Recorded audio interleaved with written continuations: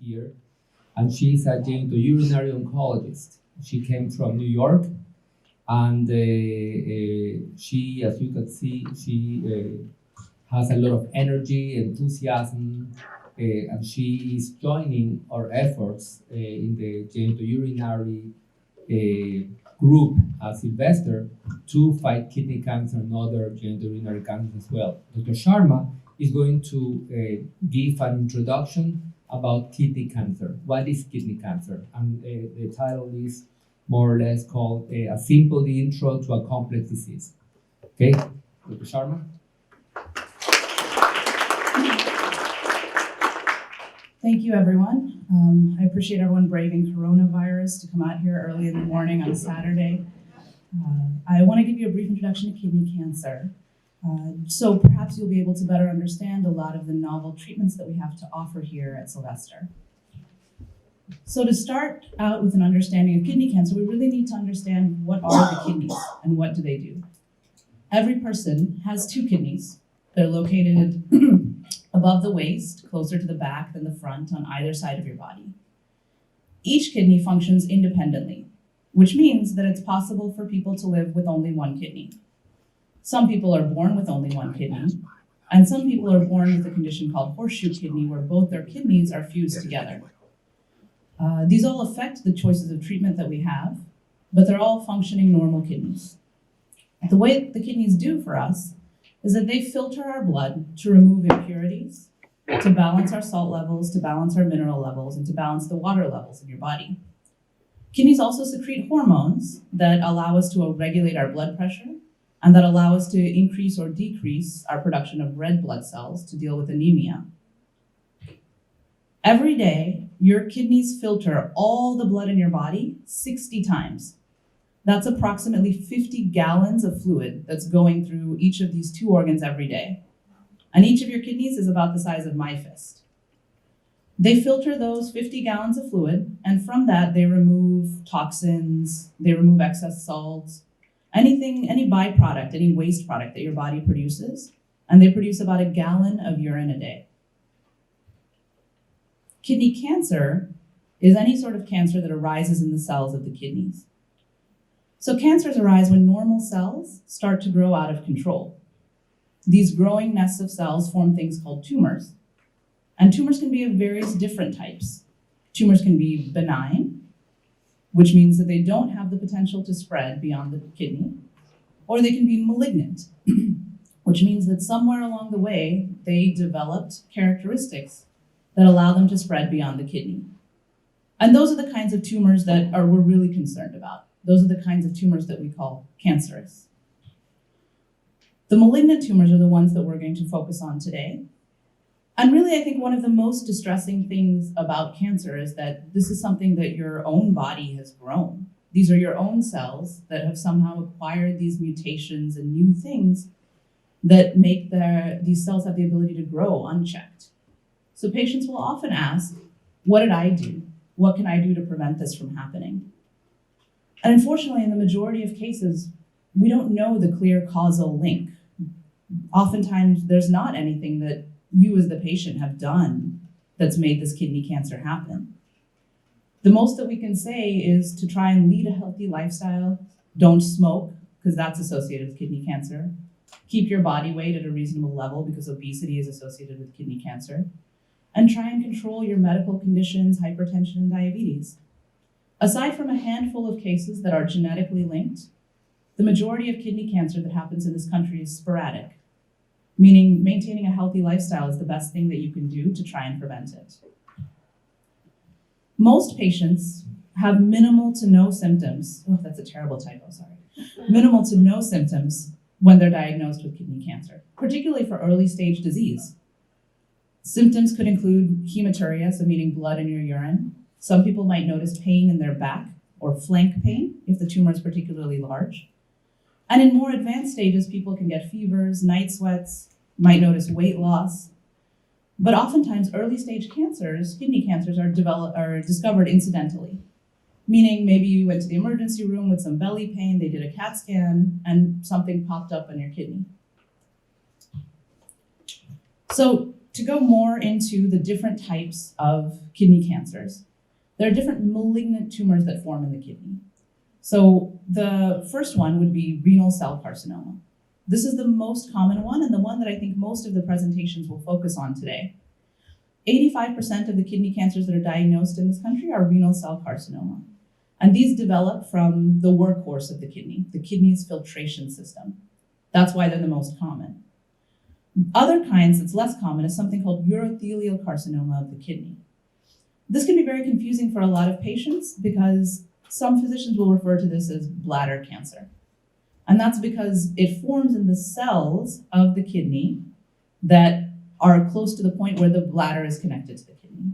And so those cells look a lot like bladder cells or urothelial cells. And the way we treat this kind of kidney cancer is similar to the way that we treat bladder cancer. This is a much less common kind. It's only about 5 to 10% of the kidney tumors that we see. Other kidney tumors that are even less common include sarcoma, lymphoma, and neuroendocrine tumors.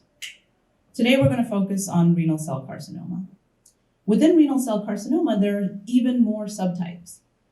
So those subtypes help physicians to figure out how to plan the best treatment, because different subtypes respond differently to different treatments. Pathology is how we determine those subtypes. Pathology is the science of looking at cells and tissues under a microscope, using special dyes and looking at the construction of the tissues in the cells to figure out what are the characteristics that make this cancer unique, that make this cancer fall into a particular subtype, and how might that guide our therapy. There are over 30 different pathological subtypes of kidney cancer that have been identified. The majority of those most physicians might not see in their lifetime, but there are 5 or 6 that are particularly important, one that represents the majority. So the one that most people will get is called clear cell. So this is about 70% of the cases of renal cell carcinoma, and there are varying degrees of aggressiveness, meaning not all clear cell carcinomas act the same. Some people can live with the cancer growing very slowly for a decade or more. In some people, the cancer will progress in a year or less.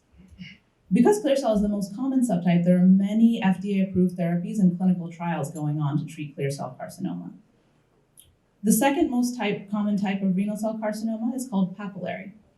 This is about 10 to 15% of cases. There are different subtypes of papillary carcinoma, type 1 and type 2, and they both have different prognoses and different treatments.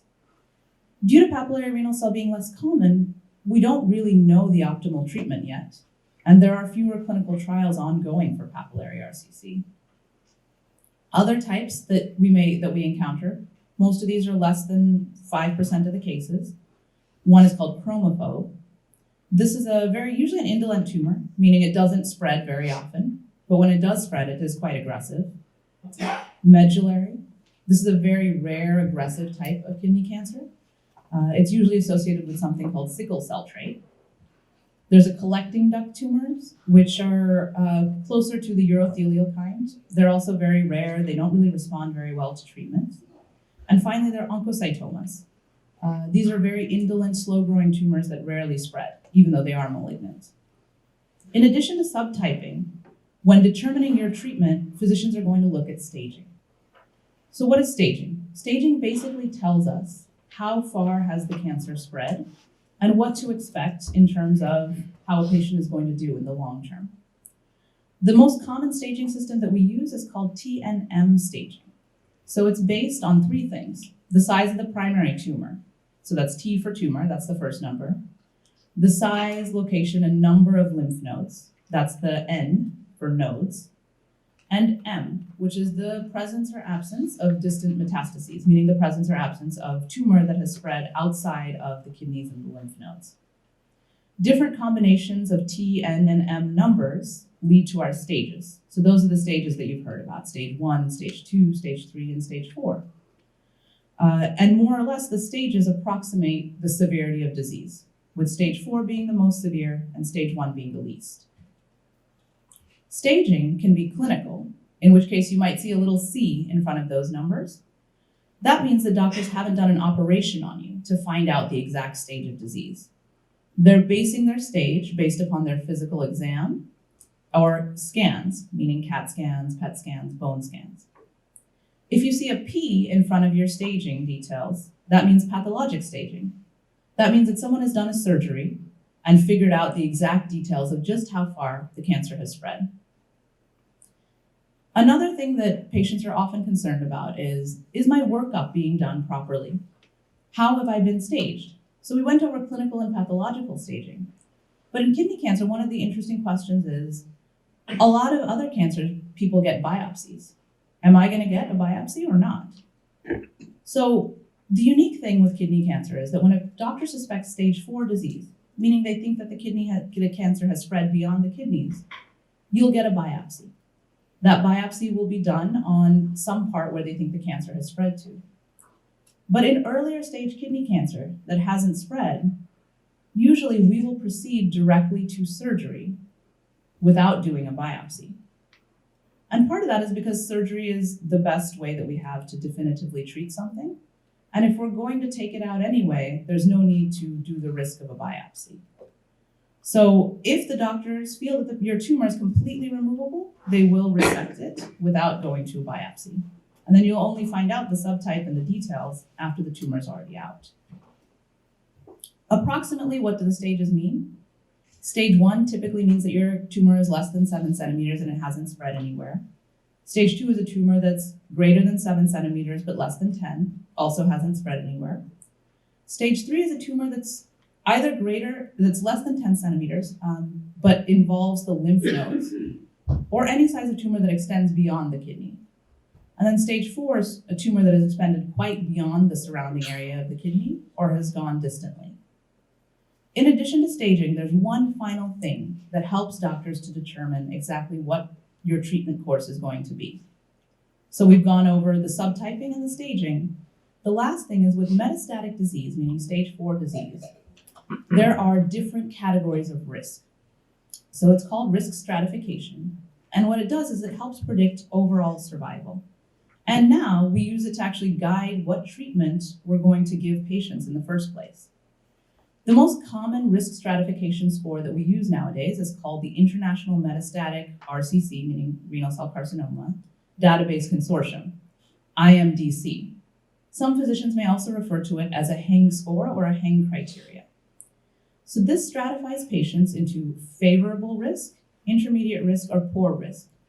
And based upon those risks and evaluations of all the previous patients that are classified in these risk groups, doctors can estimate an average survival.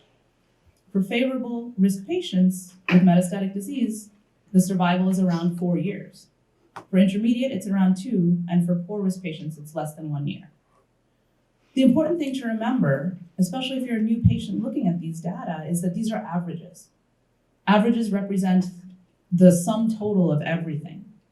There are patients on the far end of the spectrum that live much longer than these numbers, and patients on the nearer end of the spectrum that live less time. A lot of survival depends on how your body responds to each treatment, whether new treatments get developed during the course of your disease, and your genetics to some extent. So looking at these numbers doesn't necessarily guide how you as an individual are going to be doing. The way that we use the IMDC risk score is that we look at 6 different factors in your disease. The first one is a Karnofsky performance status. So what that means is, how functional are you at the beginning? Are you running marathons? Are you doing work at home? Are you able to continue working? Or are you so fatigued that you're spending most of the time in bed and unable to care for yourself? The second thing we look at is your hemoglobin. Are you anemic or not?